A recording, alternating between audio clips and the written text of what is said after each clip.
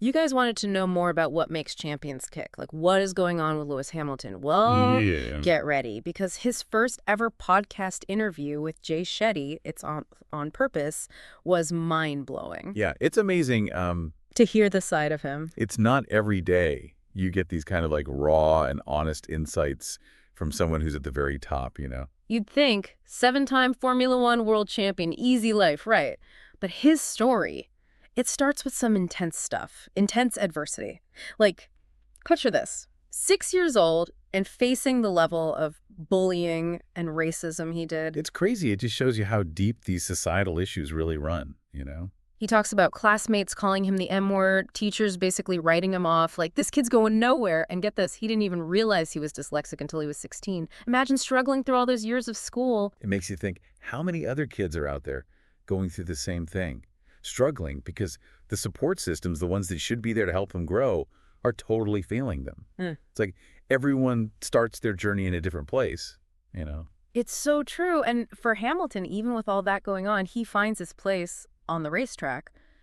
But even there, it's not like those challenges disappear. It's like those early experiences, they kind of stick with you. Totally. He talks about how his family, they were one of the only working class families in a sport that's basically, swimming in money. His dad worked multiple jobs just so he could race. I mean, can you imagine the weight of that? Before you even get in the car. Yeah, and he actually talks about how for him, winning was like this way to get acceptance and love. Like he always had to prove himself. Even as he's racking up all these victories, you can just feel that pressure, that pressure he put on himself. And that's where things get really interesting, right? Because he gets to this point winning all these championships, what most people would kill for, and it's still not enough. Yeah, like something's missing. Exactly. And he talks about these trips he took to India and the Philippines. Seeing that level of poverty firsthand, it was a wake-up call. It kind of makes you reevaluate your definition of success, right? I'm sure. And I think for Hamilton, it was this moment where he realized, okay, I've got this platform, this voice, I need to use it for something bigger. And he really went for it. He didn't just talk, he took action. And he started by, like, having some seriously tough conversations. Like with his own boss, right?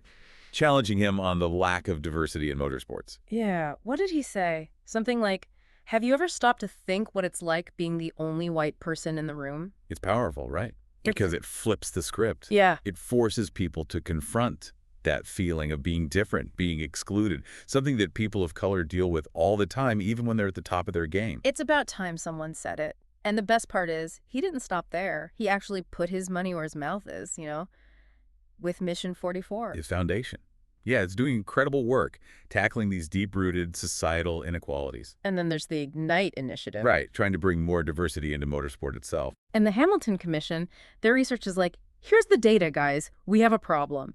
It's amazing to see someone using their influence like that, for real, meaningful change. That's what true allyship is all about, isn't it? It's not enough to just say, oh, I'm not racist. You have to actively fight against these systems of oppression. Use your privilege to lift up others. He's doing the work, that's for sure. But it takes a toll. He talks about how, especially during the George Floyd movement, it really got to him emotionally. Well, yeah. He talks about breaking down, crying, after years of holding everything in. It's heavy stuff, and it makes you realize you can't just keep pushing those emotions down, It's like he said, you can't pour from an empty cup.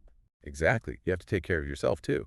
And Hamilton talks about that, about finding things that help him stay grounded.